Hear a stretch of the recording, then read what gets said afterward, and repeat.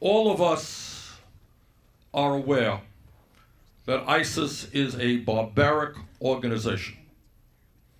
All of us are aware of what happened in Paris last month. We're aware of what happened in San Bernardino. In my view, the United States, along with other countries, has got to crush ISIS. We have got to destroy ISIS.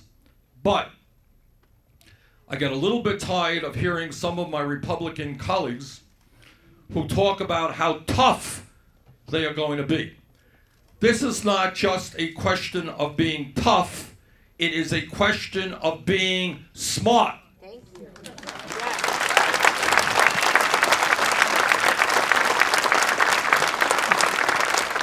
Now, what does that mean? What does that mean? All right, let me back up a little bit.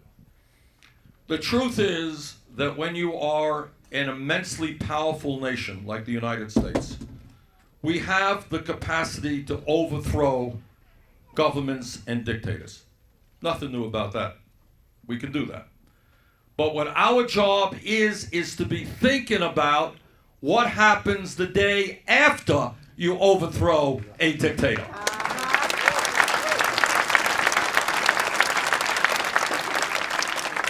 What does that mean for that region? What does it mean for the United States? Now, in 2002, I was a member of the House before I was elected to the Senate. I listened extremely carefully to what President Bush and Vice President Cheney and Don Rumsfeld and Condoleezza Rice and all those folks said about the war in Iraq. And I listened closely because there is no vote that a member of Congress casts more important than one regarding war and peace, because we know the consequences of war. I listened very carefully, and I ended up not only voting against the war, but helping to lead the opposition against the war. And if you go to my website or go to YouTube, just check it out, you will hear the speech that I gave way back when, expressing my fears about what would happen if we invaded Iraq in terms of the destabilization of the region. And it gives me no pride, no joy, absolutely none, to suggest that much of what I feared would happen, in fact, did turn out and did occur. Now, as the former chairman of the Veterans Committee, I learned what the cost of war is. A lot of Americans don't know what the cost of war is. And I think we have people in this room who know better than I do what the cost of war is. Iraq and Afghanistan, 6,700 of our bravest, most decent young people never came home.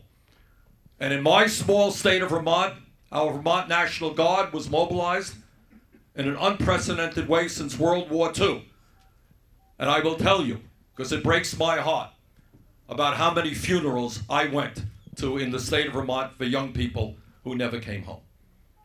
Not only 6,700 lost, I want all of you to know that another 500,000 came home wounded in body and wounded in soul.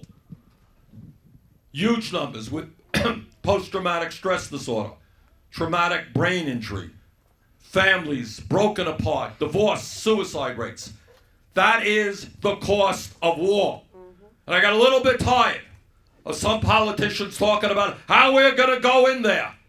And we're going to be in war year after year, decade after decade. It is not their kids who are going into war, it is your kids.